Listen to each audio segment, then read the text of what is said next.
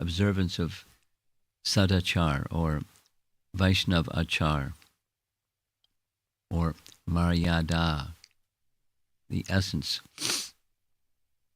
And I remember when this photograph was taken. This was at the Henry Street Temple in Brooklyn.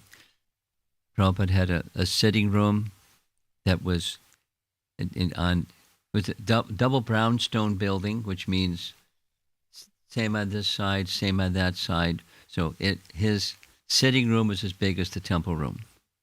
It was big space. So on the far end of his sitting room, they set up this crushed velvet backdrop. And look at the books. I mean, Prabhupada looks very serious, but the contribution that he gave left behind, Krishna books standing up, these 2 volumes, Canto 1, Canto 2, the first volume of Canto 3, Teachings of Lord Chaitanya, Nectar of Instruction, Nectar Devotion, Bhagavad Gita, Sri Ashopanishad, stacked up. Like that's, for many people, that's several lifetimes worth of work. And he was not done yet. Leaving behind him a very special gift. Giving it, teaching it by word, by an example, and leaving it behind to cross the ocean of material existence. Great gift. At great sacrifice. And pretty fantastic garland too, huh? So, ways in which Srimad Bhagavatam teaches us Vaishnava etiquette. And with the starting point here is Krishna's respect, the etiquette of respect towards cows.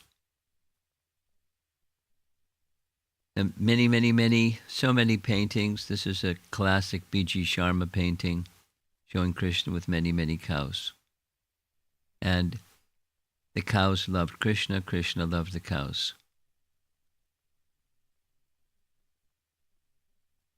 In our discussion with the Chinese devotees, we were covering chapter 11 of Canto 10. Krishna's childhood pastimes.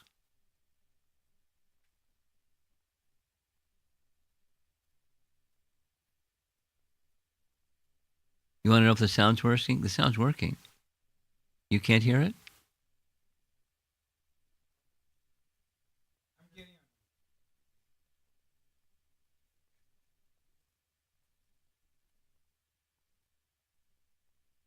Very good.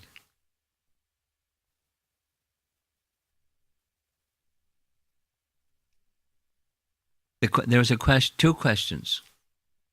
Question number 1. How old was Krishna? Because we said that Krishna's childhood pastimes, little Krishna. He's got a flute and he's got a peacock feather. So when did Krishna get his flute? How old was Krishna? He wasn't born with a flute. When did Krishna get a flute? Answer, we did some research. According to a book by Kavi Karnapur, Ananda Vrindavan Champu, he was 4 years, 4 months old. He received his flute just prior to the killing of the Aghasura demon.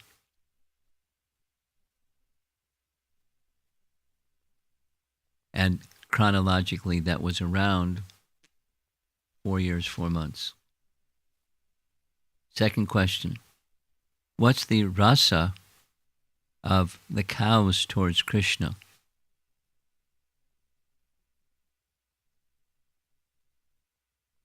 Because the question was raised, one person was kind of feisty.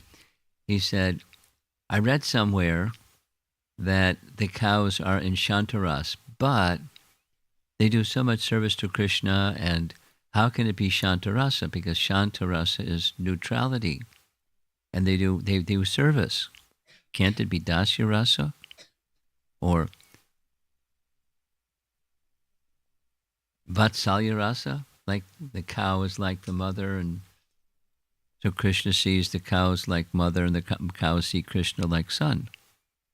He would drink the cow directly, milk directly from the cows, etc., etc. What's the answer? The answer, after some seek substantial research, there are different reports from different acharyas.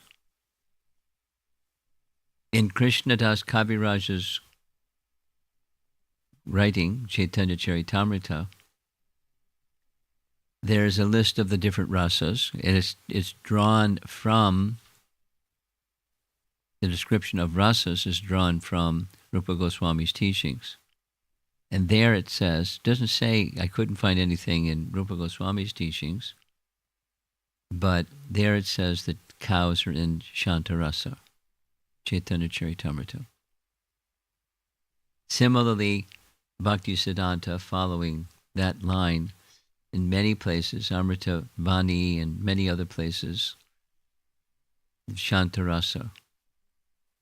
In one place he says, although they render much service, they're not exactly in Dasarasa, they're in Shantarasa. It's kind of like moving a little bit in that direction. They do a service, but Shantarasa. He just maintains Shantarasa. And then Vishwanath Chakravarti Thakur says Madhurya Rasa. Excuse me, not Madhurya, Vatsalya Rasa. Parental affection. Whatever the rasa is, Krishna loves them. And they love Krishna very much.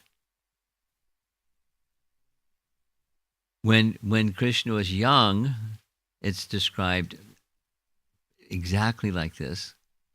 The cowherd boys went out to herd the calves, but they didn't herd the calves, they just played. And because the calves were so attached to Krishna, they just followed Krishna. They didn't have to herd them. The calves just followed them.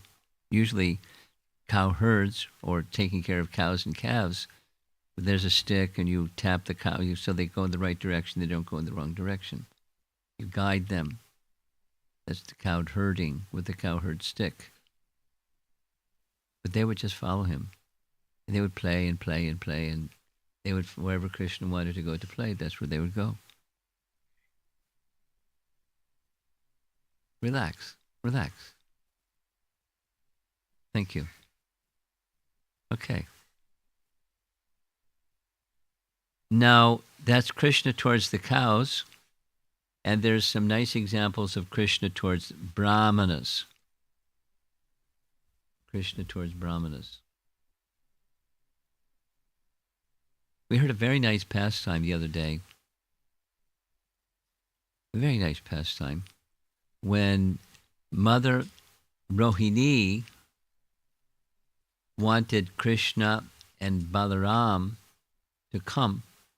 They were near River Yamuna, and she wanted them to come, and she requested them to come have their morning meal and take their bath, because they were playing even before they did that. And they didn't pay any attention to her.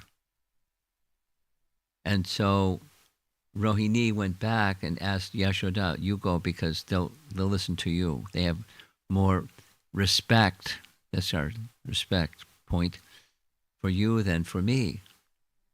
So she went back, Mother Yashoda, and she tried this, she tried that, she tried the other thing, she tried child psychology, she tried many things, and finally she just took Krishna by the hand and brought him back to the house.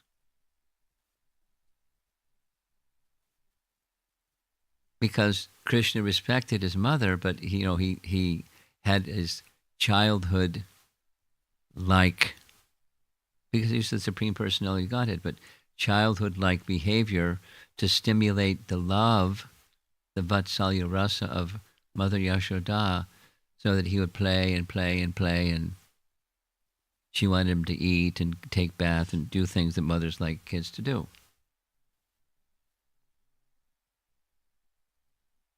Nice exchange. Very nice exchange.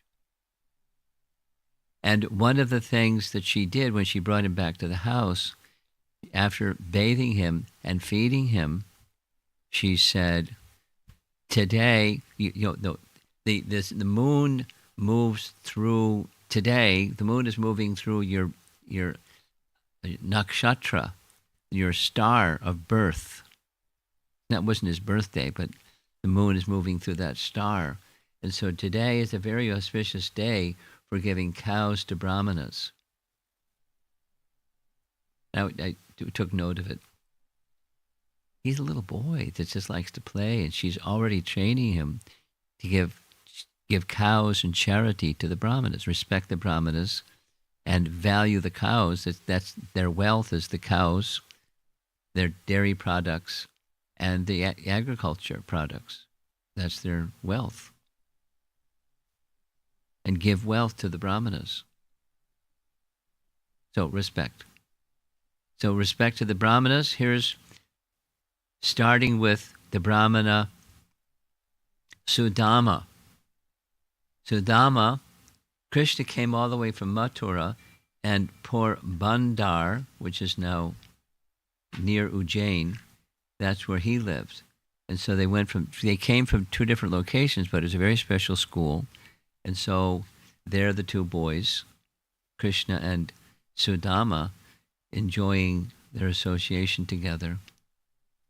And as children, we discussed it this morning during the Fire Yagya Summit, Pani.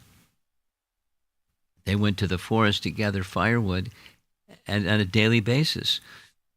And one day, it was a big rainstorm, so much storm that the water started to flood, and the water was flooding so much so, it says in the chapter of this 43, Canto 10, the water was, you couldn't tell high ground from low ground. Too much water, and high wind, and so they decided they couldn't see because the sky was all clouds and rain clouds. So they spent the night in the forest, huddled together, just the two of them. It was a very nice, loving exchange between the two. Because they're little boys. Then, of course, after some time, they grew up and they went their separate ways. Krishna went back to Mathura and Sudama went to Porbandar. And both of them became married. But they had a different lifestyle. Krishna was from a Kshatriya family, and Sudama was from a Brahmana family. And not only he was from a Brahmana family, but he was inclined to just literally bare minimum. Like bare minimum means for us is like substandard, is impoverished. And he was eating very little and sleeping very little, and he was married. His wife was concerned for his well-being. He's so skinny, all his bones are showing. He doesn't have a proper cloth to wear. He only has one cloth, and it has holes in it. And no, she was a loving wife. She reminded Krishna, it's difficult for me to see you in this condition. Not far from here, you remember when you went to school? Krishna was there. He's now in Dwarka. Krishna has so much opulence. Go to Krishna and ask for some necessities, please. And he didn't want to go ask Krishna for anything because he was satisfied with the little that he had. But his wife wasn't satisfied, and wives can say things enough times that the husband says, okay. It's called nagging. So she nagged him enough that finally he went. But when you go to meet someone, this is a very important part. I remember one devotee from Ireland was really good at drama. He's a GBC member, and we had these charades. You know what charades are? You don't say anything. You act something, and the people in the audience have to figure out what's the storyline. So it was the story was Sudama Brahman, and we're supposed to act out the Sudama Brahman story. But the part that he got that nobody else got was Sudama was carrying this little cloth bag because the family was so poor. He asked his wife, "Can you get something from the pantry?" And there was nothing in the pantry. There was nothing. So she had to go ask some neighbors for some rice. But all they had, because they were also brahmanas and quite poor, it was just broken rice. And she didn't have a bag, she just had a cloth. So she put the several handfuls of broken rice called puha. You know what that one is? Some of you know what that one is. Like, not very high quality rice. Flat rice, kind of. And a cloth. So there he is, Sudama, with that little cloth bag over his shoulder, coming to one of the 16,108 palaces. He happened to come to Rukmini's palace. And as soon as Krishna saw him, immediately he recognized, "My dear friend." So he got off the throne, reached out his arms, embraced Sudama. "How wonderful to see you, so long, haven't seen you." And then he worshipped him, because that's what Kshatriyas do. Now, in childhood, they're friends, although by culture and custom, one is Kshatriya, the other is Brahmana. Now they're adults, so the Kshatriya, Krishna, is washing the feet of Sudama. And Sudama's pretty uncomfortable having his feet washed, but Krishna persuaded him somehow or other, and it's a very nice painting. Look closely. You can see Krishna's not paying too much attention to washing his feet. He's just looking into Sudama's eyes. And Sudama's not paying attention to his feet being washed. He's looking at Krishna's eyes. And that's their relationship, their loving exchange with one another. Although in the role of respecting the Brahmana, because that's what in Vedic culture, not only Kshatriyas, but Brahmanas are to be respected. And Rukmini got in the act, and she's waving a chamara, and Krishna's offering him, after bathing his feet, offering him nice edibles, because he's so skinny, and very simple cloth. And you know that how the story ends? Here's how the story ends. After the time spent together, it's time to go. And Krishna sees the bag of rice. And he said, "Sudama, you brought some gift for me. Let's have it." Because Sudama was embarrassed seeing the opulence of Krishna. And here's this flat rice. So he kind of hid it, but Krishna snatched it. And he opened up the cloth and started eating.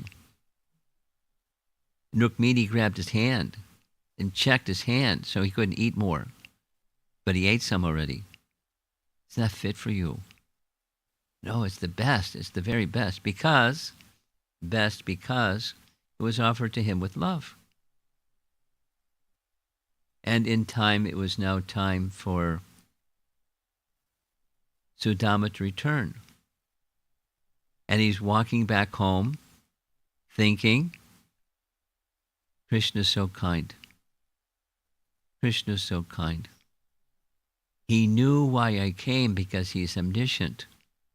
Look at all his palaces. He's the supreme person. He knows why I came, but he didn't ask me, because if he asked me, I'd have to tell him I'm a Brahmin. I have to tell the truth. And then he'd give me so many nice things. And he would give me so many nice things, then I'd become proud. "Oh, I have so many nice things." So he didn't even ask me, because you know I have a tendency to become proud. Krishna is so kind. Krishna is so kind. So all the way back home, he's just thinking about Krishna. He's very Krishna conscious. And what happened next? When he got home, he couldn't find his home. Instead, he saw a big palace where his home was. And what's this? And out of the palace came this lady who didn't even recognize, who are you? I'm your wife. Because she was dressed in opulence and nice sari and ornaments and this and that. And she was before skinny with one cloth. Now she's this opulent person that claims that's his wife. And he asked, "What's this?" She said, "I thought this is your arrangement. You asked Krishna for help, and this is what Krishna gave."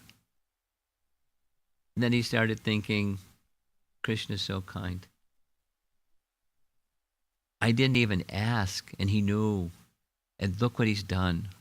Even without asking, look what he's done. Krishna's so kind. Krishna's so kind. And they lived the rest of their life in a palace. But because his inclination was simplicity, he continued just sleeping on the floor and living a very simple life and eating very frugally and not dressing opulently. That was his disposition. It wasn't painful for him. It was comfortable for him. It was very natural. Some people, it's very natural. Some people, the opulence is very natural. And it's a sign of a Brahmana. He's detached from worldliness.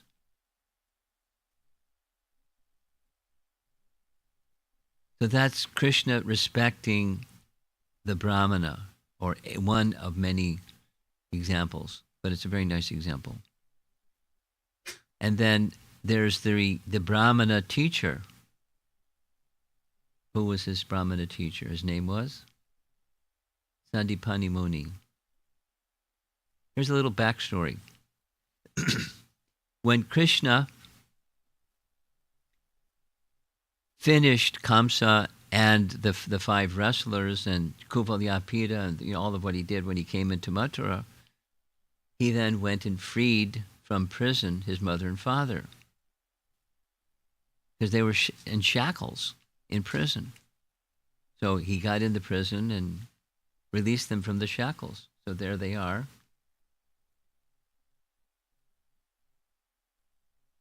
You want to stand up in the back, or you want to disappear quietly where no one can see when you're disappearing? If you want to disappear, go right ahead. Don't feel obliged. But if you want to be here, that's great. Okay. We have a few people that came fashionably late. So those that are in the front area, it will take 2 minutes. Move forward. So those that are come fashionably late will have a place to sit. Fantastic. Oh, you're all very kind.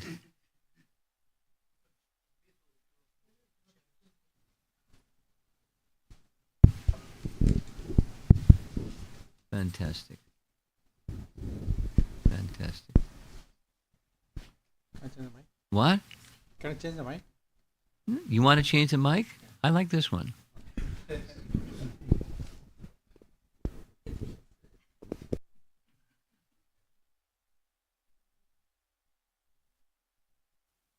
But if you want me to change it, I'll change it. Okay. Maybe I'll put it closer. That'll make you happier. That's better? Okay. Oh, much better. Okay, look at that. Everybody's happy? Okay, good.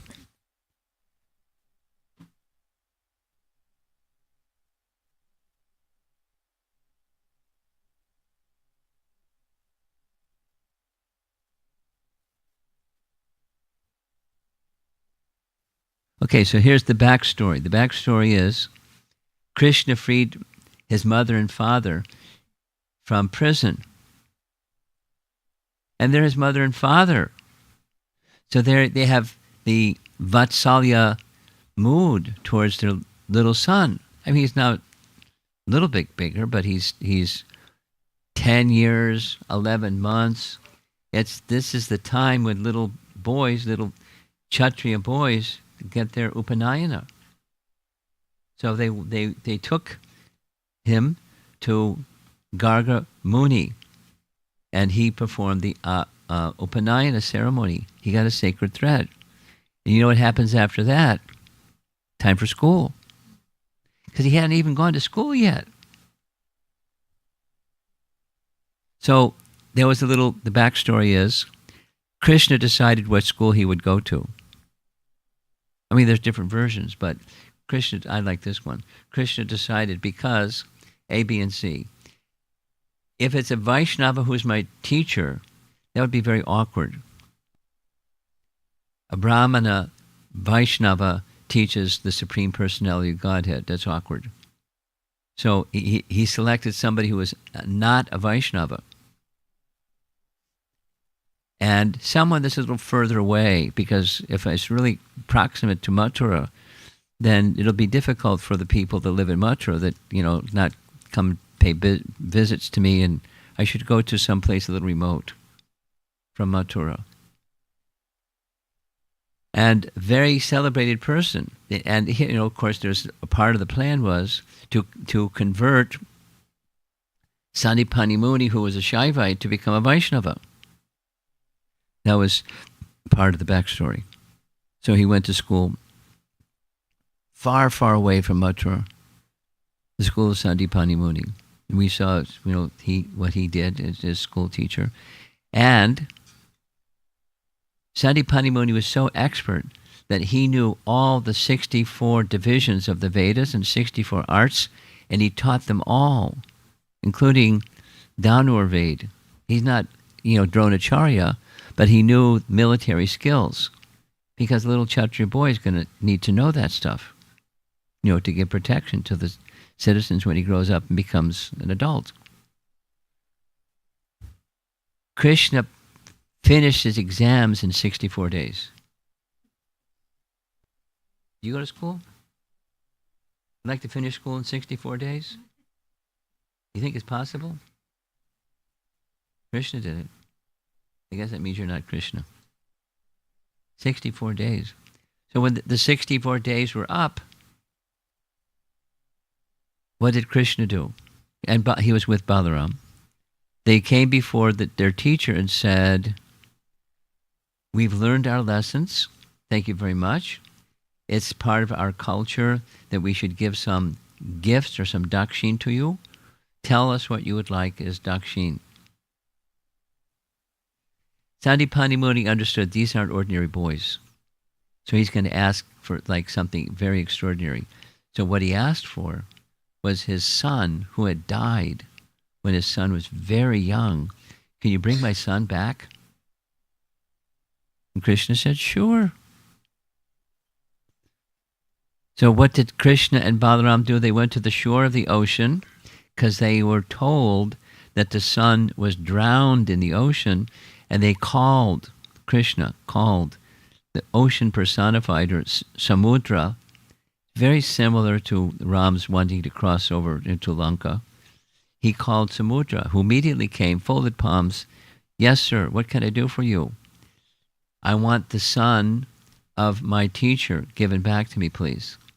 Yeah, that's not possible, because a demon by the name Panchajanya, who moves around the shore, the bottom of the ocean in a conch shell, he killed Sandipani Muni's son.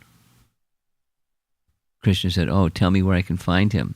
Well, he moves around, and it turns out he also has a palace, or had. Panchajanya had a palace, so Krishna found him. They had a big battle, and Krishna won. And he looked inside the conch shell, and there was no son. And then he was informed that the son that was killed by Panchajanya, but the soul of the son then went to the court of Yamaraj. So what did Krishna do? He took the Panchajanya shell, which when they became one of his paraphernalias, right? On the Kurukshetra battle, ooh, everyone has their instruments. Krishna had his, Panchajanya. So he came to the place where Yamaraj has his abode, Alakarapuri, and he blew his conch shell. There's Yamaraj coming forward. "Yes, some service, please. What can I do for you?" He recognized Krishna Balaram. He said, "I want the son of Sandipani Muni, please." And he brought the son of Sandipani Muni. There's an interesting detail. The detail is the son hadn't grown. He was still a little boy. He wasn't a baby, but he was a little boy.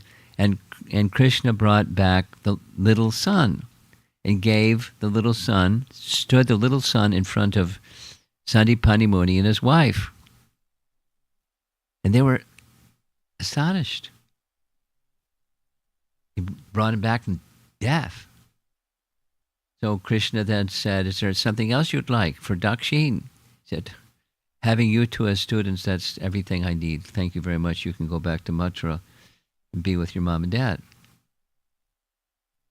So that's what Krishna did. But it's service and respect to the Brahmanas. This is in the category of Vaishnava etiquette, for those that came a little tardy. The topic is Vaishnava etiquette as it's described in Srimad Bhagavatam. And one of the categories of Vaishnava etiquette is to respect Brahmanas. Whatever one's position, one respects the Brahmanas and gives in charity to the Brahmanas. And here is Krishna in Dwarka. One time, there's a whole chapter dedicated to Narada Muni, who can travel anywhere in the spiritual and the material world, made a visit to Dwarka, and he was astonished by what he saw. But Krishna respected Narada Muni because Narada's a Brahmana. And Krishna worshipped him in front of everybody because he's the Kshatriya. Krishna, in the worldly divisions of social order, he's a Kshatriya. And Narada is a Brahmana. So he offered all respect. Not only Krishna offered respect, but his father, who also lived in Dwarka, he respected Narada Muni. There's a very late chapter in the Bhagavatam where Vasudeva makes an arrangement for a big yajna for the benefit of all the citizens of Ayodhya, propitiating all the devas and devis, and he has many brahmanas. There's a whole assembly, and Narada was an invited guest. And when Narada comes, this painting is showing Vasudeva is touching the feet and literally worshipping Narada Muni, because that's what is taught in Vedic culture. And if you read the Bhagavatam, you learn all about Vedic culture, giving cows and charity to brahmanas even when was a little boy.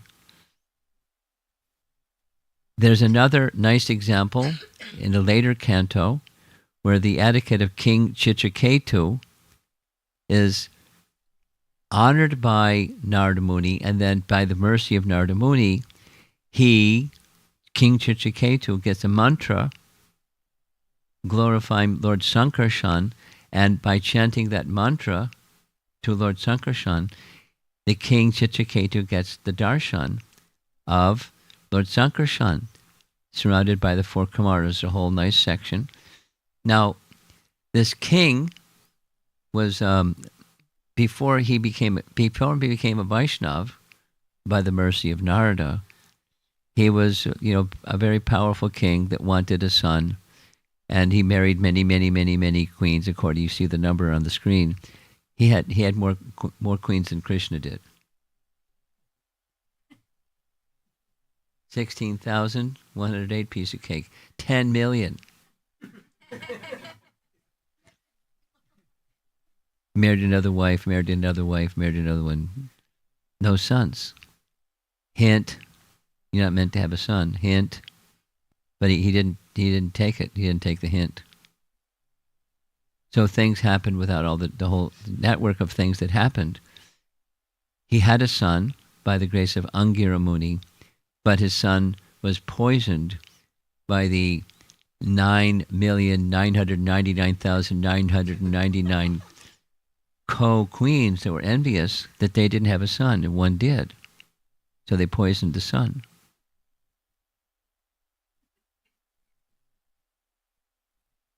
Slippery slope. And many things happened. Then Narada gave transcendental knowledge to the king. Many things happened. The king then understood, I've been worldly attached king. Narada, please give me spiritual instruction. Narada gave him spiritual instruction. He followed it. And here we see King Chitraketu, palms folded, coming before Lord Sankarshan and having his darshan, offering prayers. Sankarshan gives him instructions. The benefit that comes from properly respecting and honoring Brahmana, in this case, Narada Muni. In the first canto, chapter 5, there's a very lengthy description, and I'm just going to share a little backdrop first.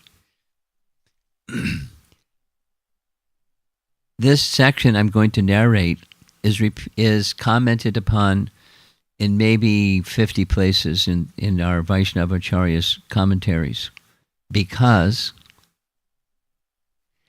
what I'm about to narrate describes going from a complete nobody to a perfect soul. The stages of bhakti, from being an obscure speck. And the story is his autobiography. Narada is paying a visit to Vyas, Canto 1, Chapter 5. Vyas has just completed compiling all the Vedas and Vedanta Sutra and everything. The Itihasas and the Puranas and everything. And summarizing it all in Vedanta Sutra. And he's sitting there in the Himalayas feeling not satisfied. And he's pondering, why is that pinch in my heart that I'm not feeling satisfied? His spiritual master, Narada Muni, came in for a landing. Vyas, you don't look so good. What's wrong? He said, I don't know, but you're like the super soul. I'm sure you know. Could you tell me what's wrong? Yeah, I can tell you what's wrong. You haven't sufficiently glorified the personality of Godhead. It's there, but it's hidden, and it's not very blatant and observable, readily observable for all the people that you compiled in a written form, all this Vedic text. And it's true, it's there, but it's also true that it's concealed. So write one literature that makes it very clear. It gave other instructions. During that visit, Narada describes his own circumstance before he became Narada. Before he became Narada, it was a previous day of Brahma, which is a long time, which means the night of Brahma is equal to 1 day of Brahma. And how long is the day of Brahma? How many yuga cycles? Sahasra yuga paryantam in Bhagavad Gita. 1,000 yuga cycles is 1 day of Brahma, and equal is 1 night of Brahma. How long is a yuga cycle? How long is Kali Yuga? 432,000. Here's how it works. You add another 432,000, it makes the duration of the previous yuga. Dwapara Yuga. You add another 432,000, it makes the duration of Treta Yuga. Add another 432,000, it's the duration of Satya Yuga. So 1 plus 2 plus 3 plus 4 equals how many? 10.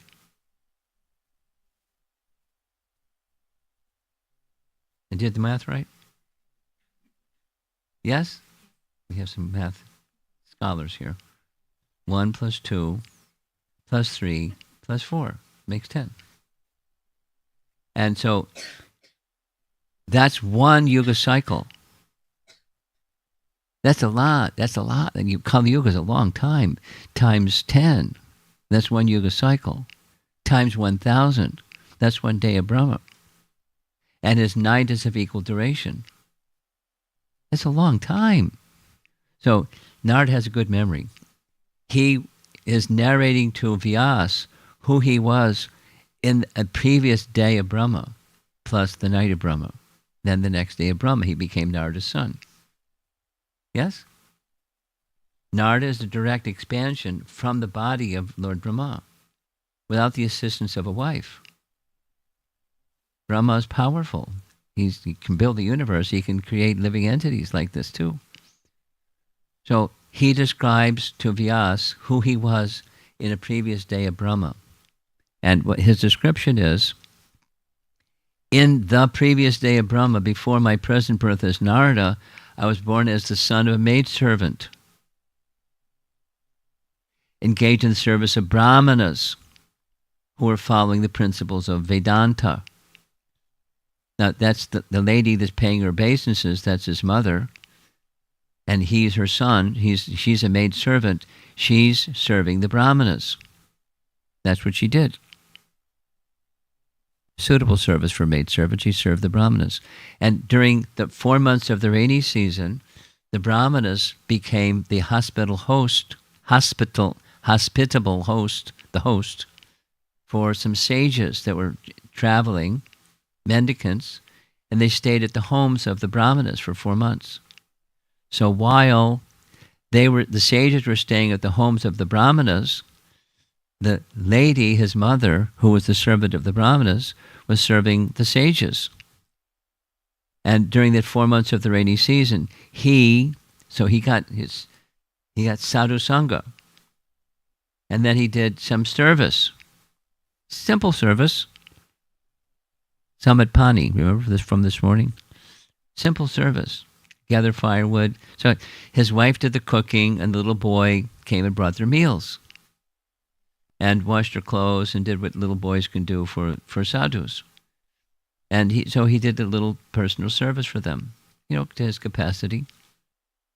And they became very affectionate to him because he was sense-controlled. He didn't babble like a little boy do sometimes. He was just very sense-controlled and very peaceful.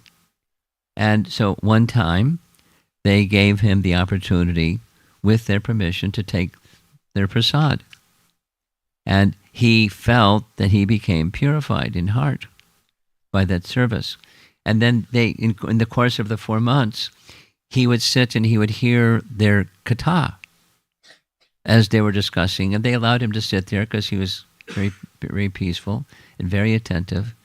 And when it was time for them to leave, they took special mercy on him and gave him a mantra. And not only a mantra, but a process of meditation upon the Supreme Personality of Godhead within. Dhyan Yoga, Chapter 6, Bhagavad Gita. They didn't give him a Bhagavad Gita class, but they gave him the principles and the practice. And then they left. And then there's other things that happened, but from those other things that happened, this whole sequence that happened, by providential arrangement, his mother died by the bite of a serpent. She was getting water from a well after dark. The serpent bit her, and she instantly died. He didn't cry like the little boy would naturally cry. He took it as a providential arrangement. And he then began traveling in the northerly direction. He went to the Himalayas and here and there and lived a life of a mendicant as a little boy. But, he had to have mommy to cook for him. So he just ate what mendicants eat, dry leaves and fruits and roots and whatever you can find. And that's how he lived for the rest of his life. And towards the end of his life, as his bhakti matured, he then, in a trance, saw the personality of Godhead. And it's like, there's a very detailed, beautiful description. These are stages of bhakti. They're narrated again and again so many times by our acharyas, indicating from Adav Shraddha, Tatak Sadhu Sangha, Bhajana Kriya, etc., stages of bhakti. They identify by verse, as Narada is explaining his situation to Vyas, stages of bhakti that he experienced. And then in this trance of meditation, tears were rolling from his eyes. He's in samadhi. And then, poof, the Lord disappeared.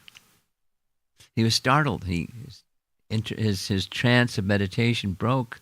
He looked around and There was no personality of Godhead. It wasn't an imagination. It was a revelation. And then he heard a voice, a deep rumbling voice. And it was the voice of the Supreme Personality of Godhead, who said, normally, I don't reveal myself like this unless one has become very mature. But to encourage you, I showed my form to you. And for the rest of your life, you'll not see me again. But live your life this way, and at the end, you'll come to me. So that's what he did, faithfully. And then at the end of his life, it came the end of the day of Brahma, according to what Narada is narrating to be us. He entered into, this is what happens at the time, at the night of Brahma, what happens? There's a partial devastation. Half of the universe, up to the heavenly planets, are inundated in water, correct? And the living entities, they don't drown in the water. They're withdrawn in the body of Vishnu. And when it's time for cosmic manifestation, again, the water subsides. The living entities come out of the body of Lord Brahma. And the universe is built, reconstructed, because parts of it were destroyed. And there's a partial Visarga. And then that's when Narada came. He came as the son of Brahma. And all of this is a narration from the Bhagavatam of the benefit that comes from very natural benefit. Even your obscure nobody, as the son of the maidservant Narada was in his previous life, he became all kinds of benefited just by their association, and slowly, with good qualification. He wasn't well educated. He had no schooling. Didn't go to school at all. No Gurukul from Sandipani Muni or anything like that. It's just their association. And he became perfect through service to the Brahmanas. There's similar lessons, and I'm not going to go too long. This is from Mahabharata. We all know Mahabharata has lessons in etiquette. There's many of them. We mentioned one the very first day. The very first day. Who remembers from the very first day? Yudhisthira, an emblem of virtue. Even someone who is inimical or in the position of an enemy, the father of Duryodhana, Yudhisthira gave all respect to both Duryodhana and Dhritarashtra. Even they did bad stuff. Because in the case of Duryodhana, in the case of Dhritarashtra, he was elderly. So he respected him as one respects elders. He knew very well the bad deeds, but he wasn't focused on the bad deeds. He was focused on his social position.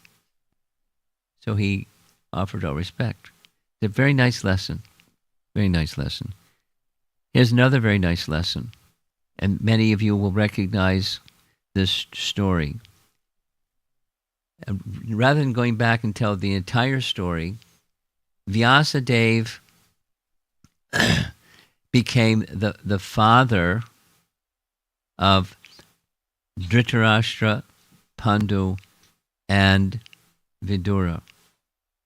There's a lot of history of how that happened, why that happened.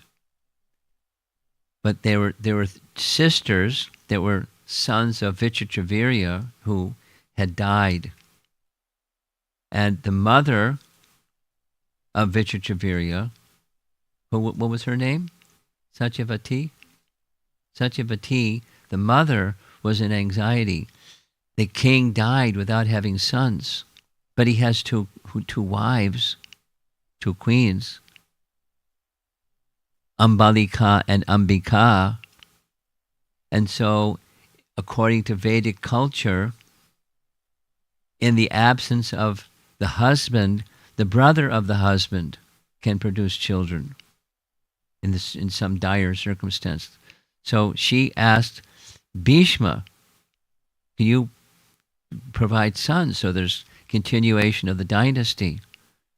He said, sorry, Mom, I made a vow. I won't get married and I won't have children. But remember, you have another son. Remember? I'm sure you remember. Your other son is Vyas. And Vyas said, if you ever need me at any point in time, just call my name and I'll be there. She remembered. She called his name and immediately came. So when the first Ambika was called to have Vyas visit her, when she saw Vyas, she was so scared. She thought it was going to be Bhishma, but it was Vyas. There was this terrible, intense-looking personality. She closed her eyes. And Dhritarashtra was born, blind. And when Ambalika saw Vyas, she paled. And Pandu was born, not so healthy. And Satyavati, just to be on the safe side, she asked Ambika, can you one more time combine with Vyas? So she pulled a switcheroo. She sent her maidservant instead. And it's described in Mahabharata, her maidservant was by occupation very simple, but by her worldly appearance, she was very beautiful. So she dressed her in very nice ornaments and garments and this and that. And the maidservant came before Vyasadeva and received him very respectfully. And Vyasadeva was really impressed. He wasn't just cosmetic, she was very respectful. Here's from the Mahabharata. The maidservant got up at once and bowed down to him. Very different reception than Ambika and Ambalika. With his permission, she waited upon him with great respect. So anxious was that girl to please Vyas that Vyas told her, you will be a servant no longer because of your devoted service. You will now attain a most honored position in society, and the beautiful son who has entered your womb will dedicate his life to virtue and will be, in fact, the wisest of men. Benedictions upon her because of her respecting the Brahmana in a very appropriate ways. That's another example from Mahabharata of the benefits of respect that goes to the one who is offering respect, and Vyas is giving this benediction to her for that. Now the son that was born, who was the son that was born? Vidura. Who was Vidura in his previous life? Yes? No. Yeah, and so how did that happen? Say it slowly. The sage cursed him. You know the story of how the sage cursed him? Okay. Would you like to know? Do you have a good memory? There was a sage. Who remembers his name? Starts with a K. Mandukamuni. Yes, right. Mandukamuni. Mandukamuni.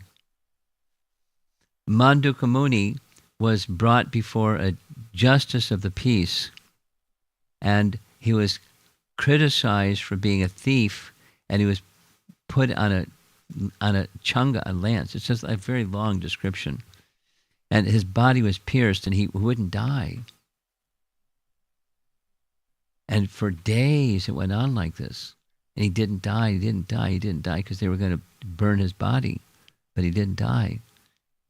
And the one who gave this penalty of being pierced by a lance came and understood that you're not an ordinary person. Who are you? And he described, and I didn't do what you was accused of me. He made an arrangement that he could come before Yamaraj and ask Yamaraj, why was I given this penalty? Because there's different versions, but when he was little, he pierced an ant with a straw, or pierced the rectum of an ant with a straw, and because you did that, you had to experience the same pain. The behavior of a child is not punishable like this. You're in the wrong position, Yamaraj. You should become a Shudra. This is all before he left his body, because his body was finished.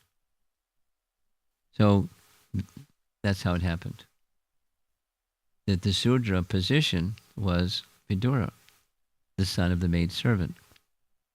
Sudra.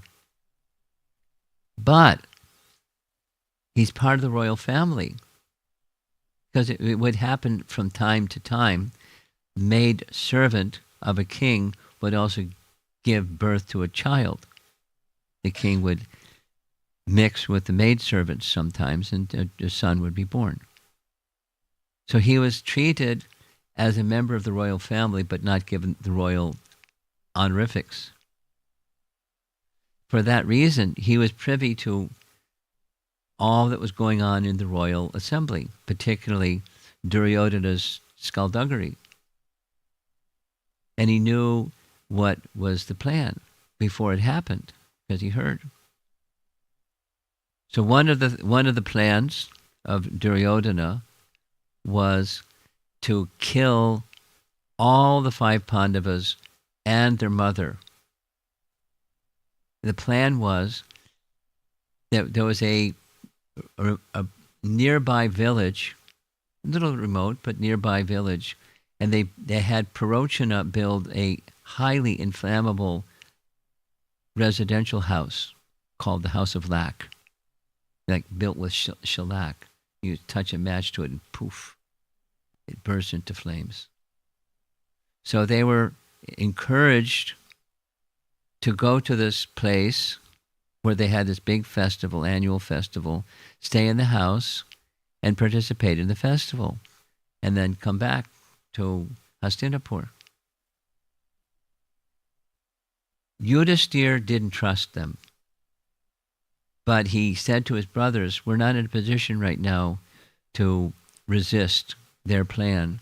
Let's go along with their plan. Let's see what happens. Krishna will protect us. So the protection that came to them was from Vidura. Vidura, as they were leaving to go to this residential place, the House of Lac, in this particular village, Vidura told a little story, like a jigsaw puzzle, in words. And no one except Vidura, nobody except Yudhishthira could understand. So after they left,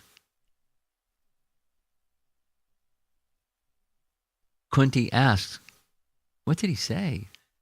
Couldn't understand. It was puzzling. And he said, Vidura just informed us that there's a murder plan. But the plan to get free from their murder plan is he's going to arrange someone to dig a tunnel from the center of the house, a trap door that goes to the river, underground tunnel, and then we'll be freed from that fire that's going to burn the house down and us with it. That's what he said. But it was in a riddle form so that no one else could understand except Yudhishthira. Sure enough, some days later, a man that knew how to build tunnels built a tunnel, built a trap door in the middle of the house, and on the very day of this big festival, big noise, that's when the House of Lac was supposed to be ignited. And they knew that's when it's going to happen, and so they went down the tunnel, and they came out the other side of the tunnel. And there they are on the other side of the tunnel. And there's the blazing House of Lac. And who would be waiting at the river side where the tunnel ended but Vidura himself with a boat to take him to the other side of the river? So the Kauravas thought the Pandavas are dead. They died in the burning house. But they didn't die. They were rescued by the grace of Vidura. And when they crossed on the other side of the river, it was dark. They couldn't see anything, and it was like a jungle. So Yudhishthira said to Bhima, You're very powerful. You're very strong. You carry all of us to a safe place, please. So there's the two brothers and Bhima, the big one, of course, and off they went. They had other encounters, Gotak Chand and so forth and so on. Demon tried to kill them and da da da da da. Many, many, many adventures. Mahabharata is filled with adventure.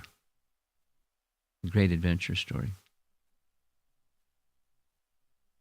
So there they are, living in the forest, and many other things happened. But one of the things that happened is they heard from an ascetic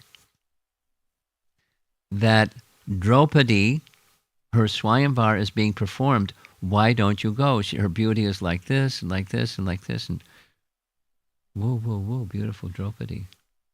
Let's go. And as they're going to where the Draupadi's Swayamvar is going to take place, they came across Vyas.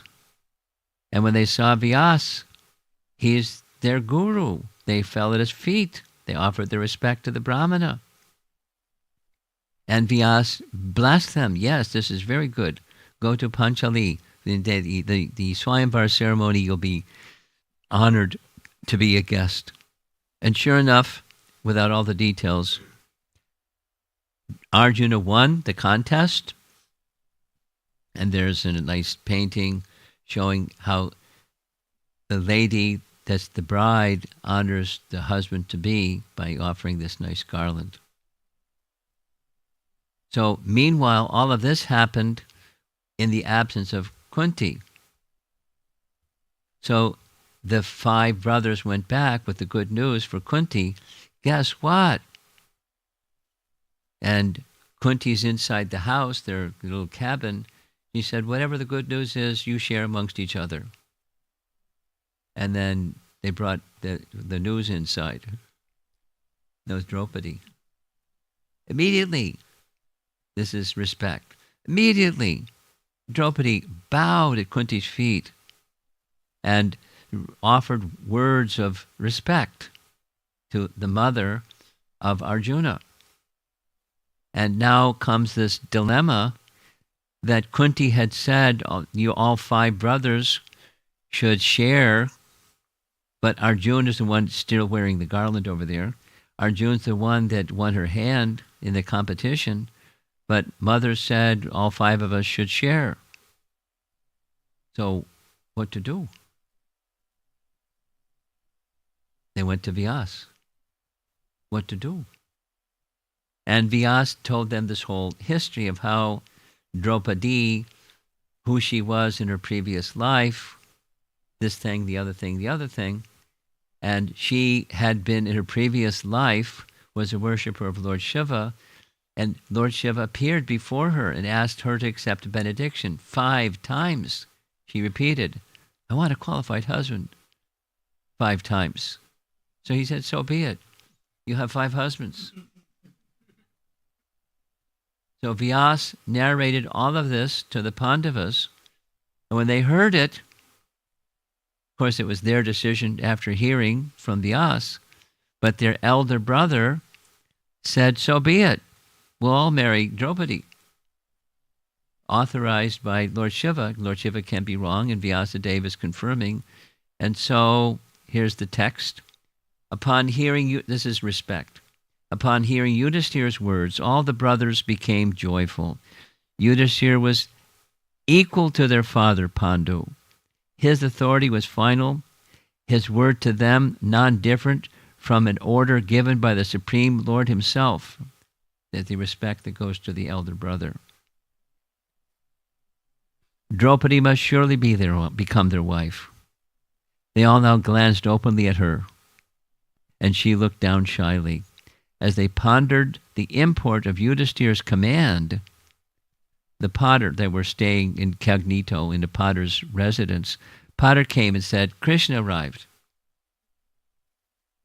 Uncanny, Krishna came at the right time. And so what do? They honor Krishna, and Krishna honors them, because this is Vedic culture.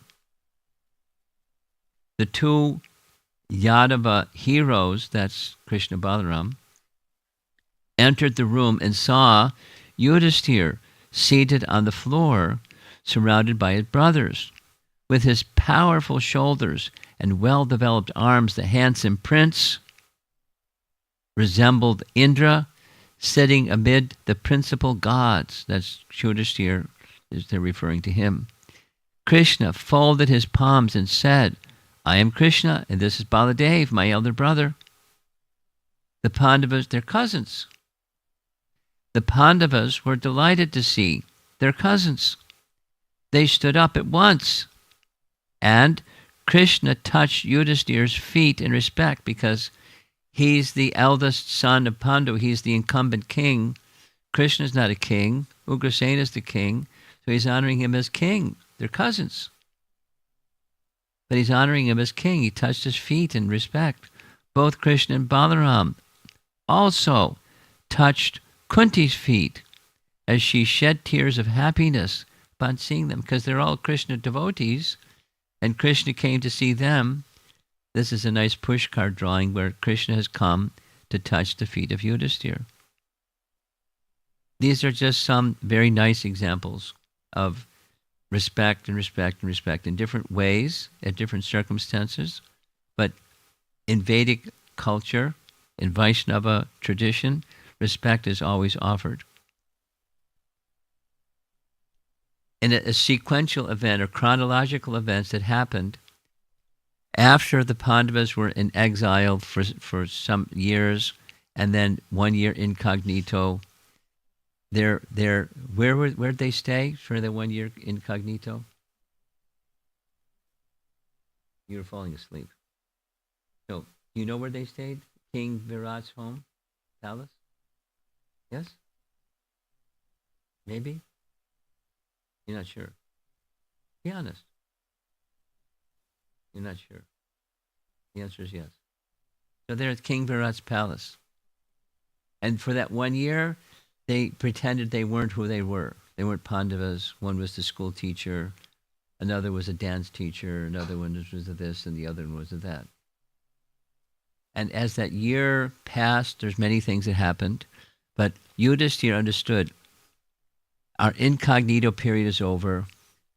Duryodhana is not going to accept our return to Indraprastha. So he, Yudhishthira, sent a messenger to Krishna all the way to Dwarka. Can you come and try to make a peaceful settlement? So Krishna, because Yudhishthira requested, Krishna came. And many things happened in between. But one of the things that happened is when Krishna arrived in Hastinapur, where did he stay?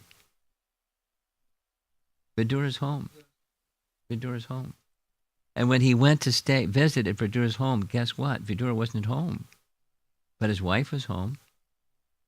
So what do you do when you have an unexpected guest? There's a Sanskrit term for unexpected guest.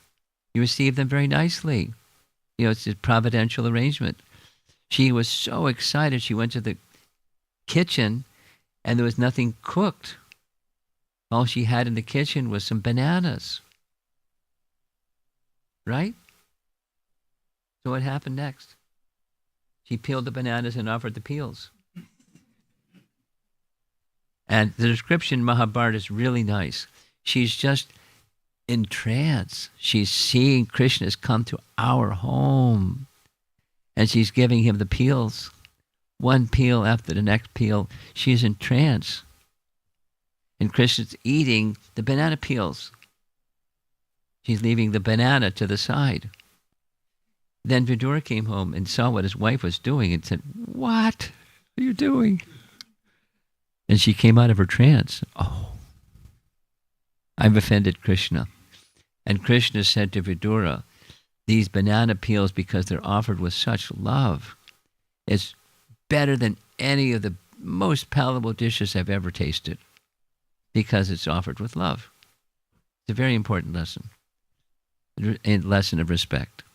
Now, Krishna could have stayed anywhere, but he stayed with Vidura because of his love. And his wife as well. This is the last section. There's an etiquette just before the battle, just before the morning of the battle. This is from Mahabharata. Krishna just finished speaking that you should have received a document. Anybody not received that document? The beginning of the war, you all received it. Good. Okay, read it. It's nice, very nice. Just from Mahabharata. So Krishna finished speaking Bhagavad Gita to Arjuna. It's still morning. The battle's about to begin. They recognize Arjuna had this trepidation. There's grandfather Bhishma. There's our teachers. There's cousins and terrible. Let's not have this battle. But Krishna convinced him, battle. Perform your prescribed duty. So he's now holding his bow in the air, and everyone's all enthusiastic, and kettle drums and bugles and conch shells and, big clamor. The battle's about to begin. Just as the battle's about to begin, Yudhisthira, the eldest of the Pandavas, gets off his chariot, takes off his coat of armor, lays his weapons on the ground, and singly, unarmed, unprotected, walks towards Grandfather Bhishma's chariot. Grandfather Bhishma sees him coming. Grandfather Bhishma does the same thing, takes off his armor, leaves to side his weapons, and comes and greets him.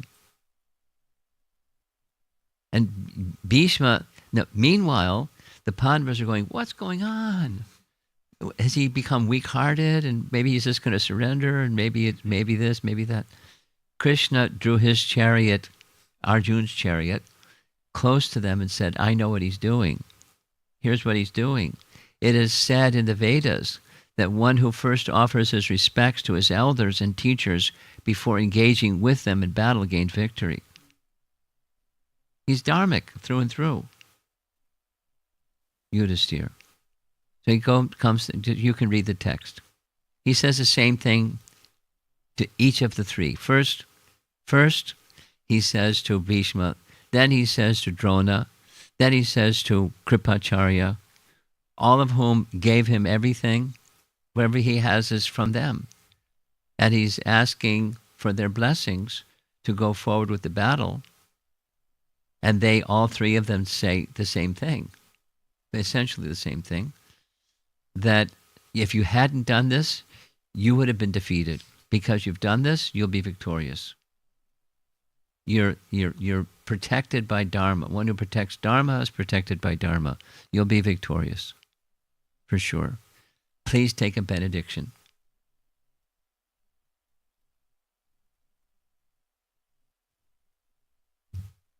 He's reluctant. But then he asks Bhishma, Grandfather Bhishma, how can you be defeated?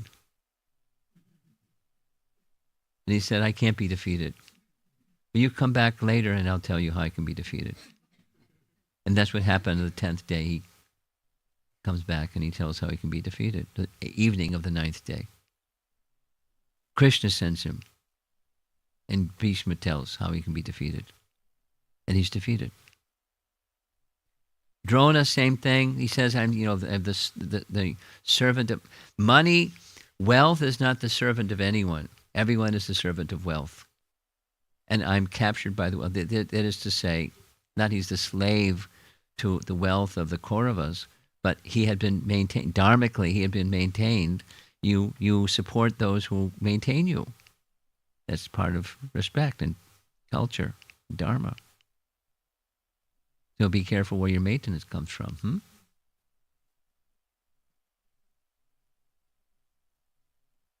Drona said same thing. You would have been defeated, but you've come this way. Surely you'll be victorious. Take a benediction.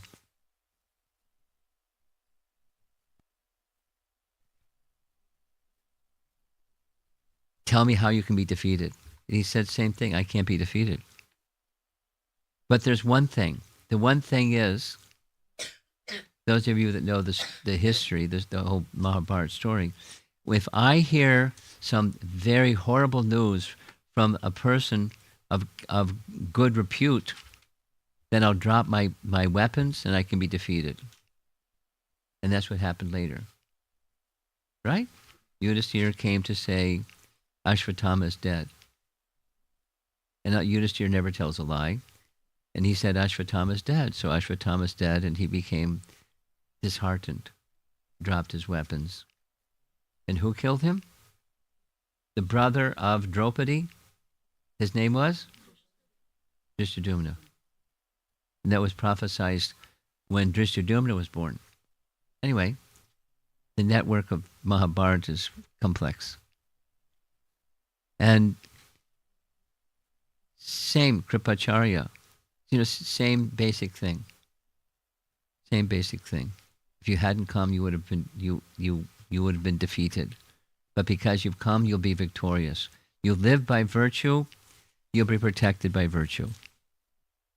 Dharma rakshata rakshataha. One who protects Dharma is protected by Dharma. And there's other things that are within that little document. He goes to see Shalya. It's very interesting how Shalya became on the other side. He offers his respects to Shalya. Please forgive me. And Shalya, please forgive me. I'm on the other side, because he made some commitment without understanding. He was tricked. The details are there.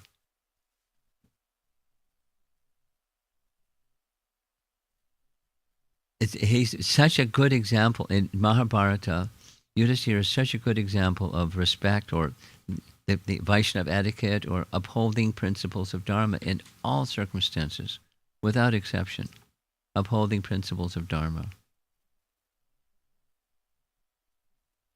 So, why are we doing all this? Let's go back.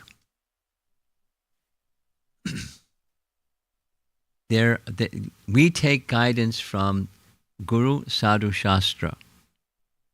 And Guru and Sadhu take guidance from Shastra. So I decided back a couple of weeks ago in Naperville that we would discuss Vaishnava etiquette with specific reference to Shastra again and again and again, because that's the gold standard by which everything is subordinate and to be judged by.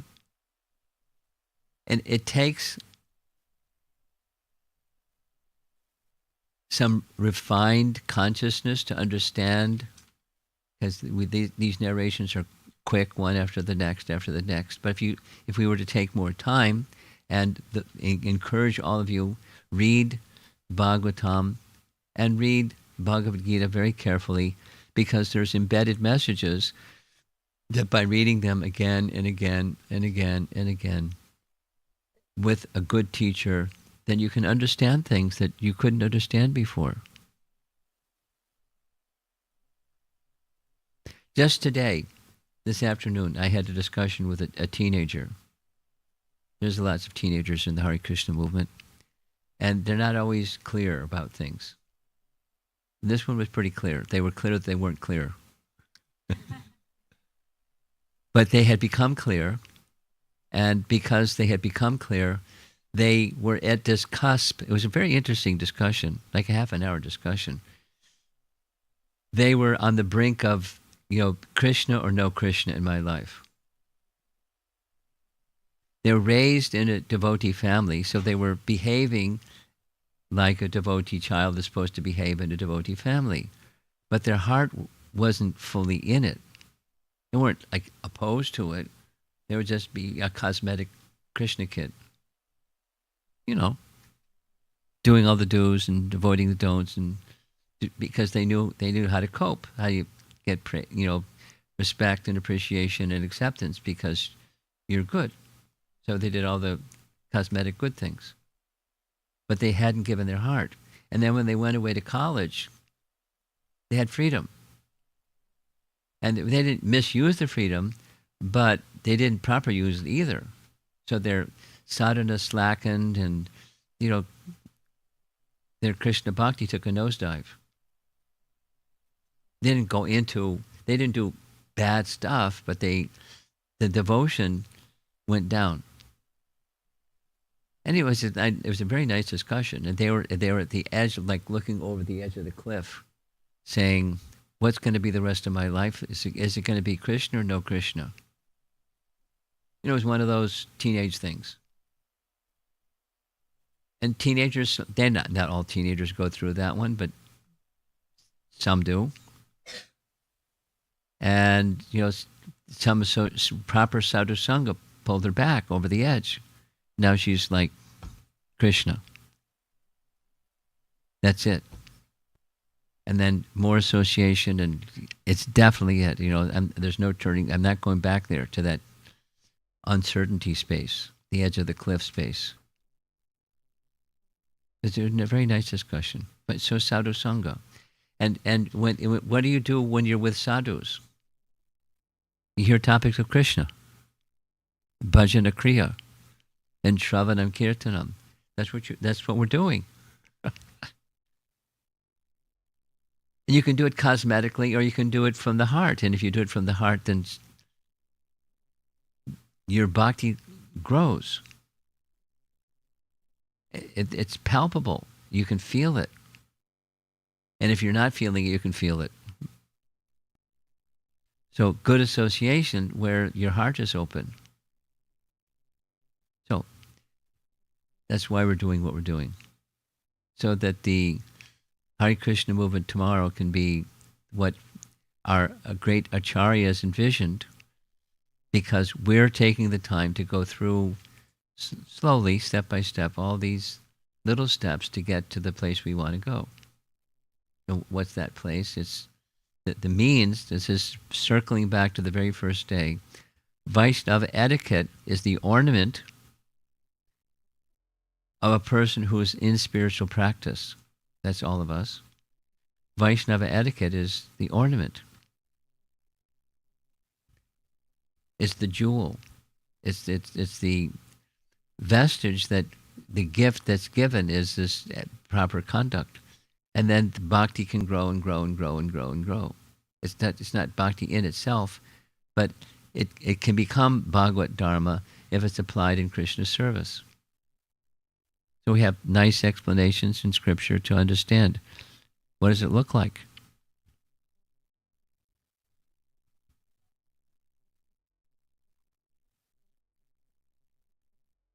You're absorbed. Coloring book? Just taking notes, or what is it? Okay. Any discussion? We have our telephone passer, or microphone, excuse me. If you would like to discuss something, just raise your hand. This nice boy will bring you the microphone. Hare Krishna. Go ahead. Hare Krishna, Guru Maharaj. I have a comment and two questions. So the comment is, I saw the picture of how Krishna goes really and touches the feet of the Guru, and what are you showed us Guru and Sudama and all the giving that respect, that picture.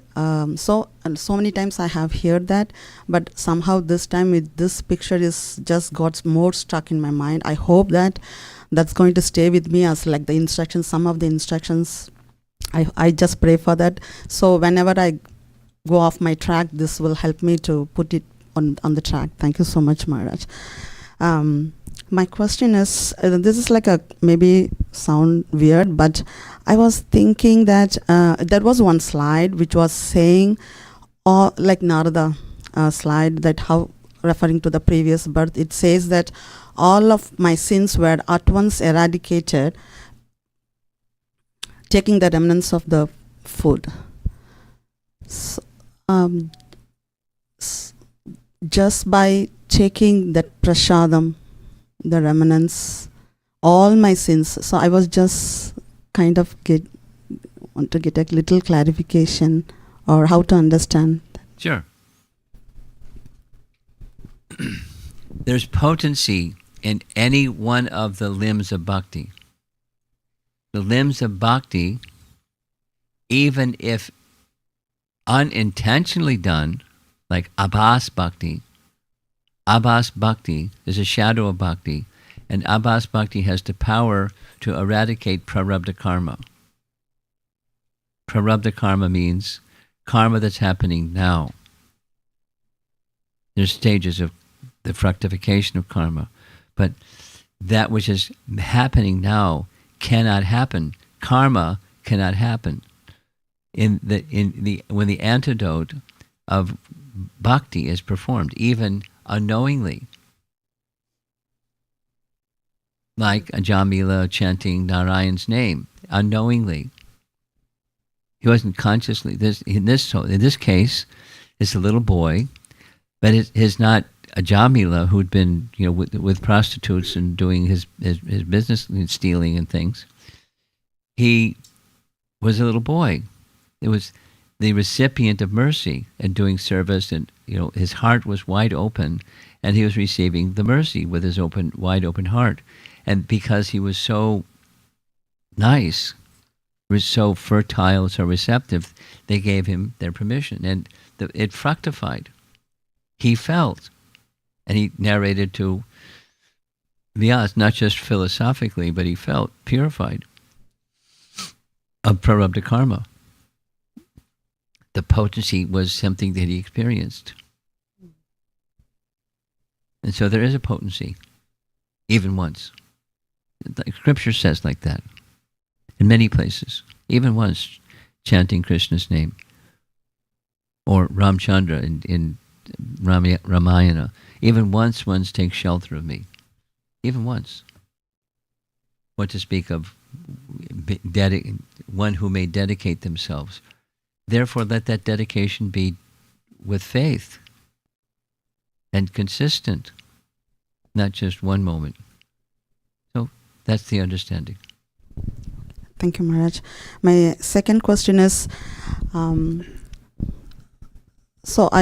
this Kundi saying, share the whatever the good things you get it. Yes. So I can understand the boon of Draupadi's, but I was just thinking about like, is that because of the culture of in that yuga, or because of the tradition thing, that once the word is given by Kundi, cannot, like, if she knows what it is, that she cannot change that, like change that means like, okay, so this is a story, so you won the that game or whatever it is, so you won it and you got it. Okay, I didn't know that. So something like that when she comes to know the thing, she's not possible, or is there any other reason? That's called the Indian head wobble. It means yes, it means no, it means yes and no, it means maybe, it means none of the above.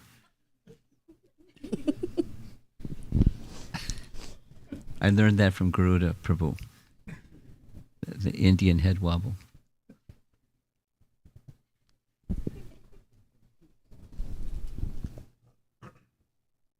So you can say yes and no, or yes but no, or no but yes. It can be done. Yes, it can be done. But she didn't do.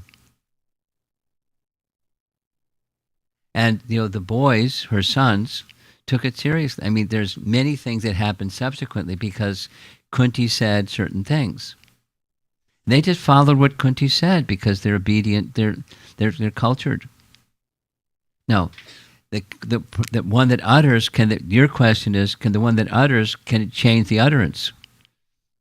To get out the delete button and hit the delete button and put something else in place, and no, it's this instead of that. It's possible, but she didn't. And then why she didn't? Because there's a Leela that enabled her to say what she said, and it didn't change because there's a Leela that follows what she said. Draupadi became the wife of 5 men. It's a Leela. Okay, thank you, Mara. The last one.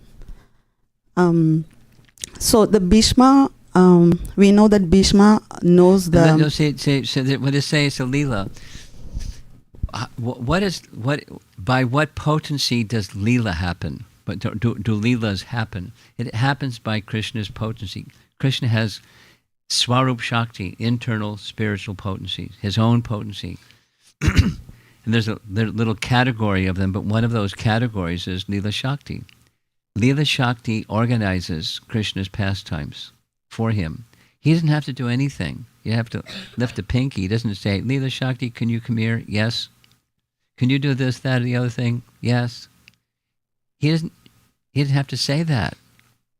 She knows what he wants and she does what he wants. So Kunti's a pure devotee. So she said what she said as a Leela that could be further unfulfilled and further fulfilled, further unfolding the Leela of the whole, everything. Draupadi being disrobed and the whole everything. Yudhisthira gambling her, it's everything. It's all Krishna's pastimes. It's consistent with the modes of nature of the persons, with some exceptions, but generally speaking, that's how Leela Shakti does what she does. So it's not just a whitewash. It's just Krishna's spiritual potency arranged for her to say what she said and to not change what she said because there's an enactment of a Leela. Thank you, Maharaj. Okay. The Go last ahead. question. Third question. So we all know that the bhakti of Bhishma, how he adorns Krishna and knowing that his supremacy. So and he also sang Vishnu Sakashara Namam in during the battle, right? Yes. So knowing all that, he took the side of like dharma, paradharma. He took the side of like the side because of the maintenance that he got it from Duryodhanan. So is it wrong? So what lesson we are learning from this? Like how could I understand? Because we now follow that. Because I told on the occasion of Bhishma punch out.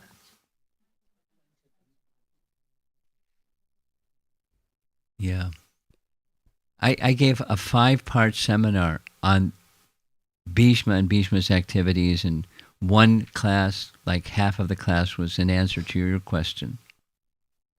And there's layers, like many things having to do with Krishna and Krishna's devotees. There's layers. The top layer is rasa. Rasa supersedes everything else. You know the meaning, rasa. So the primary rasa, of Bhishma in relation to Krishna is what? Servant, dasya. He's the servant, and he knows who Krishna is. You read his prayers to Krishna. He knows who Krishna is, which is what you're saying. He knows who Krishna is, and he takes the side opposite of Krishna. Why? That's your question. There's layers and layers, but the top layer is rasa. In the mood of service, Krishna likes chivalry. So he takes the part of being Krishna's opponent. I mean, there's layers and layers. There's other things that can be said, and they're also okay. But the superlative answer is when Krishna came charging at him with his wheel, because he wanted Krishna. Why did he want Krishna to break his vow? One level is Krishna made, na na na na na na. You made me break my vow. I'm going to make you break your vow. You broke your vow. It wasn't that. It's chivalry. When Krishna came charging at him with this, he has a Sudarshan chakra. He could just chop him, finished. But he broke his promise. He dropped his weapons, opened his arms, smash me. Chivalry. chivalry is one of the secondary rasas, giving support to the primary rasa. Now, what's rasa? It's mellow. It's a taste. And Krishna has people worshiping him, and he likes when someone doesn't worship him. Krishna likes when Radharani speaks back to him. He likes it. Not when you speak back to him.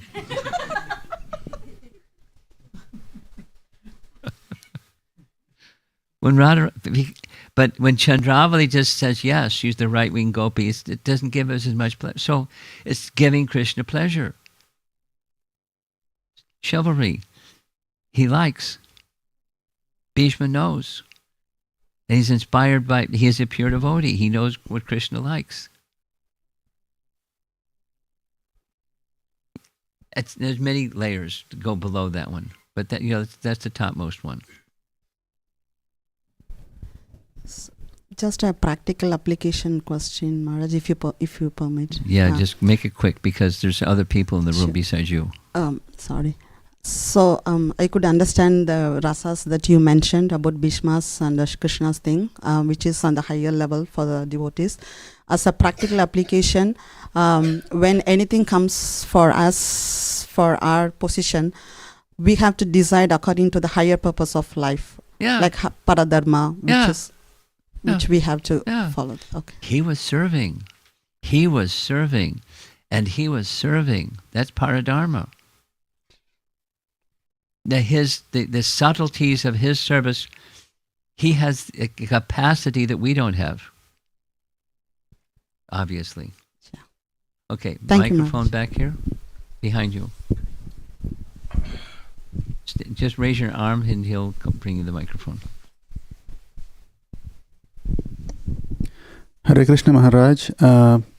In one of the slides today you mentioned, Vidura's wife, instead of giving the banana, she keeps the peel. But Krishna says, since she's doing out of love, I'm accepting it. And even 3 days back, you showed one slide where it said, Krishna accepts anyone who gives with a pure body and mind. Yes. So my question is, how can we develop that quality of having pure mind, body, and being loving all the time? That's a nice question.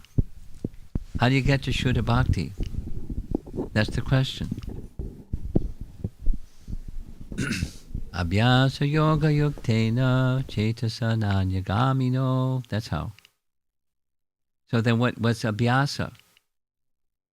But there's elements to abhyasa.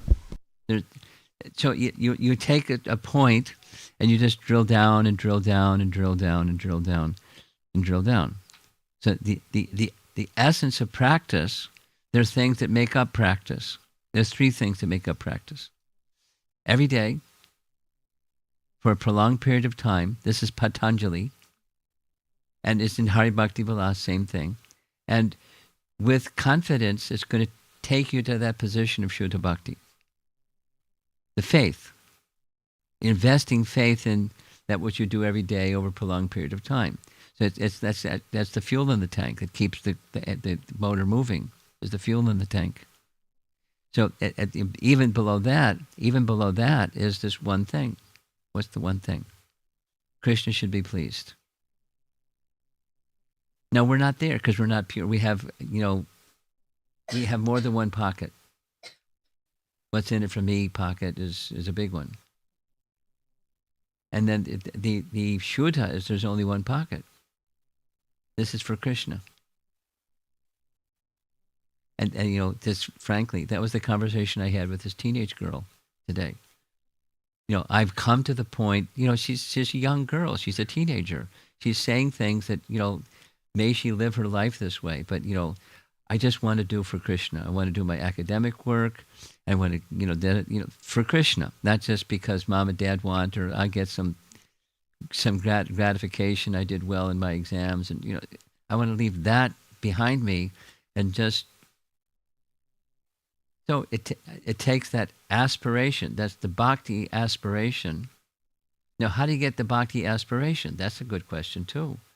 If that's what gets you there, how do you get the bhakti aspiration? Sadhu Sangha. And And that's what she was sharing, that, through sadhu sangha, she woke up. She was like falling off the cliff, looking over the edge. And sadhu came along and turned her upside down. And now it's bhakti. Now, so my message to her, the same message to you, don't let it get cold. Keep it vibrant and vital. And how do you do that? Sadhu Sangha. How it starts is how it continues and how it becomes perfect. Sadhu Sangha, Bhajana Kriya, Anartha Vritti. Those are stages. And keep going, keep going. However long it takes, that's how long it takes.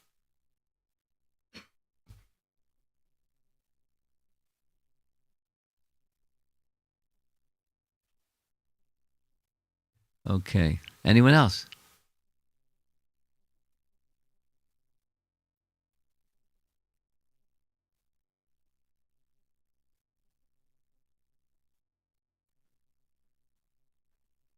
There's a little button on the side there. You got to press that little button. Okay, Sandipani Muni. Yes, he became a Vaishnava. Right. So I'm just trying to understand, someone who is not really desiring Krishna, but Krishna comes to him.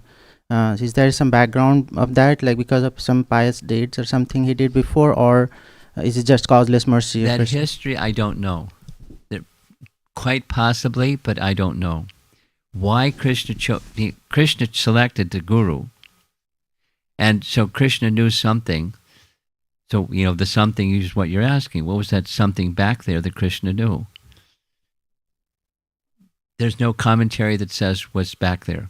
But one can assume, by principle, there's something back there. Something prior to Krishna going there inspired Krishna to go there. Now, here's an important teaching.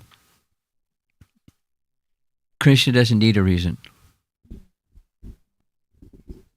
The Sanskrit word is svechchaya. Sva, his own, icha, his own desire. Krishna can give his mercy to somebody that has zero background of piety or good association. He doesn't, it's not a prerequisite for him. No, likely something. But Krishna can give his mercy anywhere he wants to give his mercy without any reason. So that's a second option. Yes, likely, but we don't. Acharyas, I've not read anything that our acharyas say this is the reason. There may be something somewhere.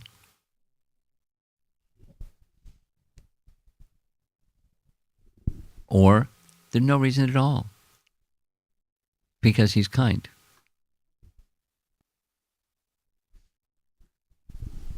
Okay. Yes.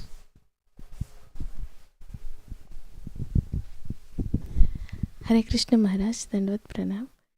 You're doing a nice service. Thank you for bringing the microphone around. Hare Krishna. Go ahead. Maharaj, we are practicing devotional service in mode of goodness. Again, we need to do the work and all mode of passion. So you need to do work in the mode of passion? Tell me about it.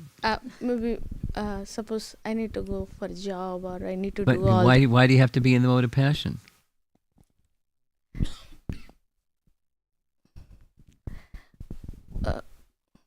Okay, Maharaj, maybe I might leave these modes, but I will tell you. The workplace may be like that, but you don't have to be like the workplace. You can give transcendental association to the workplace, and you can spiritualize the workplace. How about that one? Is that possible? I never thought of that one. Yeah, you can do that. Maharaj, but still there is there is a lot of shift. We feel like having reading. Suppose we wanted to read and listen. You wanted to do what? say we are listening, reading Bhagavad Gita, Bhagavatam, means we are in that mode, and again we need to do this material work So and all. So how it's called time management. Look at this nice photograph. Look at what's over by Prabhupada's right shoulder and elbow. Is that passion? Or is it transcendence? To do what he did, a lot of work. Intense work. More than most of us in this room all together could do in one lifetime. He did in one lifetime. But it wasn't passion. So yes, your time has to be rationed or organized. For this much time, I'm doing my Bhagavad Gita study in my study group. This much time, I'm brushing my teeth. This much time, I'm cooking in the kitchen. This much time, I'm chanting my japa. This much time in the workplace. Just time management. But time management doesn't mean I depart from the hearing and chanting activity and now I'm in the mood of passion. One can do that. Just turn the light off and go into the mode of passion, or you can keep the light on. If you've done your sadhana carefully and nicely, the light's still on when you're in the workplace.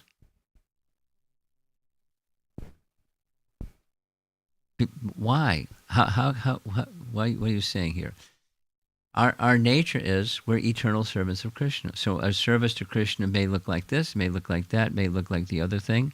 Your disposition, your psychophysical nature is you have a job. So do your job for Krishna.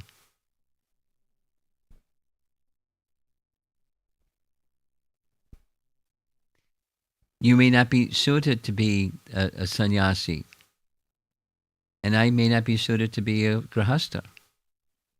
But now I do my duty, and grihasthas do their duty, and it's not there for, make a funny face at a grihasthas, because look, you people are just doing all this passion thing. It has nothing to do with bhakti, so boo on you. That's not Bhagavad Gita. So you need to learn the art of work.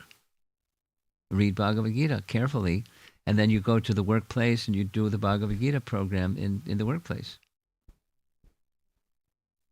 Is it doable? It's not. It's certainly doable. It's not just a nice story and then you close the storybook and you go to life and the life is different.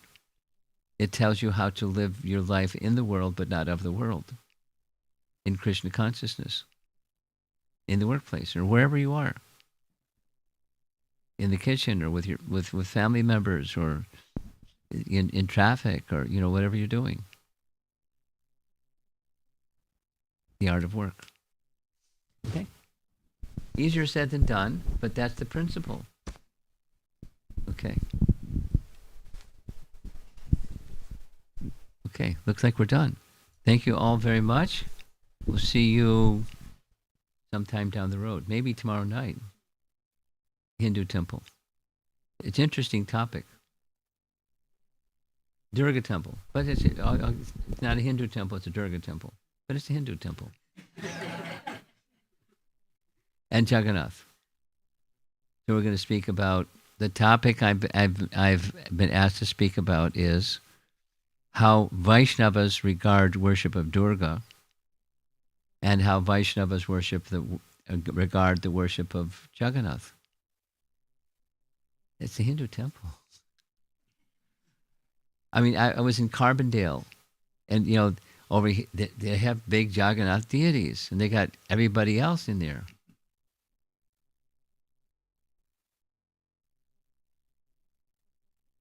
You name it, they got at least two of them. The Hindu temple. So Durga temple.